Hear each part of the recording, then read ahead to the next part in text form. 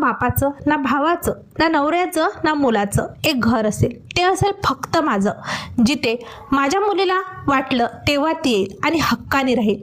तिला कुठेही काही त्रास असला तर ती मला घरी येऊन सांगणार, आई मला तुझ्याकडे यायचंय. त्यावेळी मी तिचं आनंदाने स्वागत करणार, ना कुणाचा विचार करणार, ना कुणाला मला विचारावं लागेल. मी जन्म जरी दुसऱ्याच्या घरी घेतला असेल, पण शेवटचा श्वासही मी माझ्याच घरात घेणार, हा माझा निर्णय आहे. आणि त्यासाठीच माझी एवढी धडपड सुरू आहे. हाय मी सपना, मी अमरावती जिल्ह्यात परतवाडा येथे राहते आणि घरगुती स्वयंपाकाचे कामं करते. 90च्या दशकात व त्याआधी देखील जन्माला आलेल्या मुलींना लहानपणीपासून एकच गोष्ट शिकवण्यात आली, तुझं लग्नाच्या नंतर सासर हेच घर आहे. तिथे तुला कितीही त्रास असला तरीही तुला तिथेच राहावं लागेल. तू आमच्या घरी आली तरी पाहुणेसारखी एक रात्रभर राहा आणि वापस जा.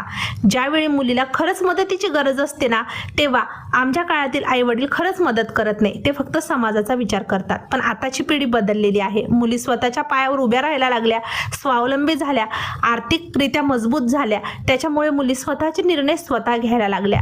आणि आताच्या मुलींना पाहून आपल्याला असं वाटतं की आपण खूप मागे राहिलो.